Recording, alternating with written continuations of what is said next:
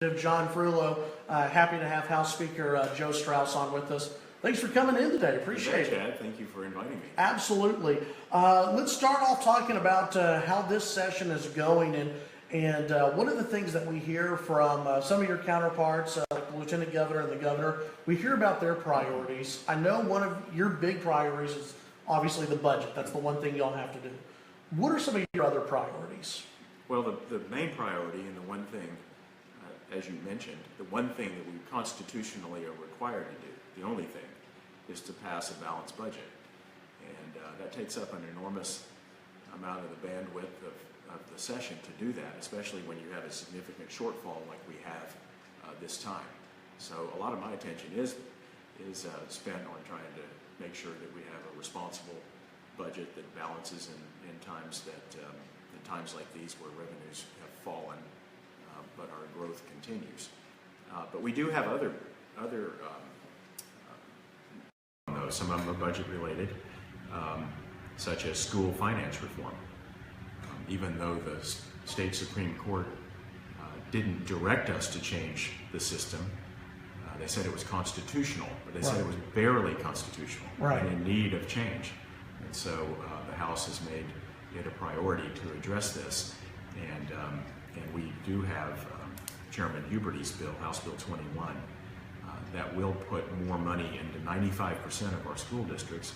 It'll begin to reverse, or at least slow the growth of the Robin Hood system, which has really grown out of control in this state over the past few decades.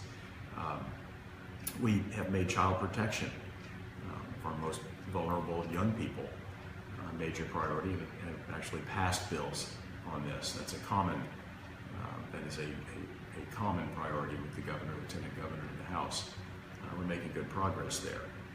And mental health has been an initiative that the House has taken on during the interim and during this session under Chairman Ford Price from Amarillo, who has a number of bills, 6 or 7 important bills addressing various aspects of improving our mental health care system in the state. So those are just a few of them.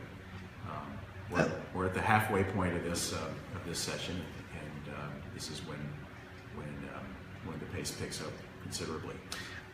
There are certain bills like SB 6 out of the Senate, the bathroom bill, vouchers or school choice that get all the headlines. They get a lot of the headlines, and there are, I think, some who are wondering, okay, when it gets, because what we hear, out in West Texas, what you hear outside the Capitol is, once it gets to the House, it's dead. Why are these issues dead issues once they get to the House? The Senate passes them. Once they get to the House, we keep hearing that they're dead. Why is that? Well, I'm not sure that they are dead, but there's certainly nothing that makes any of them automatically passed either. Right. We're going to go through the process that was designed to make it difficult to pass a bill, not easy. And we're going to put all of these issues through the process. And if the House members coalesce in a positive way, we'll pass them. If they coalesce in a not positive way, we won't. Does that mean they'll get to the floor for a vote? Well, I don't know, but the process is difficult. Typically, bills that get to the floor have a pretty good chance of passing. Right. They have to, pass several points to get there. The committee consideration, committee vote, our calendars committee that schedules votes on the floor. Those are considerable blocking points. And so if the bills are fashioned in a way that can get through that process, then we'll give them a go. You've said, I think in previous interviews, that you're concerned about Texas passing the SB 6 because of business interest, and business interests that are worried about that. In your opinion, is that the main sticking point? Is it business, or do you look at it, and others in the House, do they look at it and go, there's just not a need for this piece of legislation? Well, I come from San Antonio, a city that is scheduled next year to be the host city for the NCAA Final Four. Topical right now, obviously we're in the Sweet 16, but the Final Four, big show, is scheduled to be in my hometown. Right. And so when I hear bills such as this that could be threatening to an important part of the economy of the city where I live and other cities in the state of Texas, then it gets my attention. And I don't know how much, I don't know how big a problem this has been in the state, or whether it's getting a lot more focus than it really deserves. But it is a business issue. I've heard from employers all over the country that to send a signal that we're, with our eyes wide open, going to pass a bill somewhat similar to North Carolina's, that would not be a wise thing to do. So I'm not predicting that it's going to pass or not pass. I'm clearly not in favor of it. Right. But I'm one person in the House.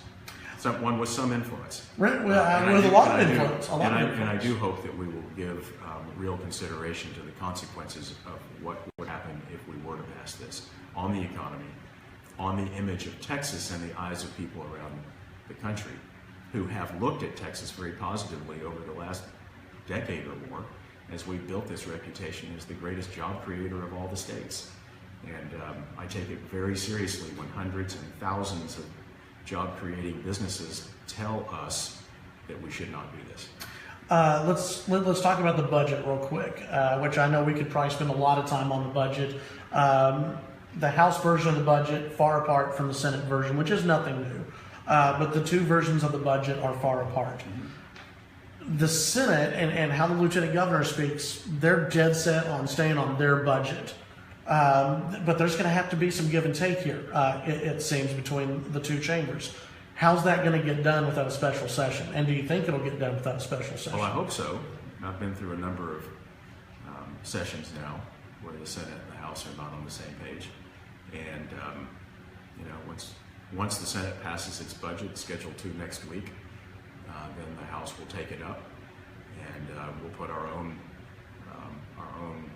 views into the budget and our own priorities into it, and then we'll have a document that probably goes to a conference committee. And at that point, in the last several weeks of the session, we'll try to hammer out the differences. We've always done it in the past, and I don't know why we couldn't do it this time. The Lieutenant Governor, in a radio interview with one of my colleagues, Robert Pratt, was talking about a different audience, that you have a different audience than he does, than the governor does. He said that you were elected by a small group of people in your district, then you were elected by the House Democrats and some Republicans. He said it's unanimous, but the truth was he was initially elected by 50-some, 60-some Democrats and a handful of Republicans. So his audience is the House, my audience is the people of Texas. Do you agree with that? Well, we have different constituencies, perhaps. I'm elected from House District 121 in San Antonio. I'm a House member like the other 149.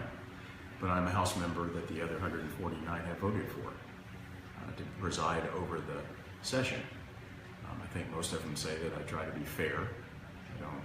I'll express myself, but I don't impose my views. And the Lieutenant Governor is absolutely correct. He has a different audience. I mean, literally an audience. He was in your business. He's an entertainer, a talk show guy, and a statewide elected official. I'm not. My audience is the constituents back home and the House members. And I think that my audience, or my constituents, have been generally pleased with job performance, and his audience has been generally pleased with his. So yes, we do have different audiences. And mine, I think, are concerned with the bread and butter issues of state government, improving our schools, making sure our higher education system is as strong as it can be, addressing traffic congestion around the state, and some of these things that we've made good progress in recent years. So I'm happy with agreeing with him that we have different audiences. Now, may I address one thing that he did say, and I think he might have been a little frustrated at the time or something. Absolutely. He said that I've been elected by Democrats. Well, yeah, the Democrats have voted for me, but so have the Republicans. And that's not something in this era of polarized politics that I run away from or that I'm embarrassed by. I'll work with everybody. I'm happy about that. I think it leads to better results. I would encourage others to try it. Last question before I let you go, Mr. Speaker. Do you plan on running again for the speakership? Well, I know it's early in the process. Yeah, gosh, can't we get through the next couple of months? You know, I've made it a practice not to talk about the future during a session and get distracted by future politics. I will say that I have no plans not to, Okay. but I always give the same advice, whether it's to myself or to others. And just get through this, get through the job at hand, the one that we were elected to do now. You know, take a little break, address the future. But yeah, I feel good about where we are. I feel good about the Texas House. John Frullo and others are doing a really good job, and I think we'll get through this successfully, and then we'll look at the future, and I feel very positive about that. Mr. Speaker, always a pleasure to have you on the show. Thank you very much. Good to be with you. Broadcasting live from the state capitol, the Chad Hasty Show, brought to you by H&H Trailer Sales, the Cactus Theater, and Galatia Insurance. We'll be right back from the office of Chairman John Frullo.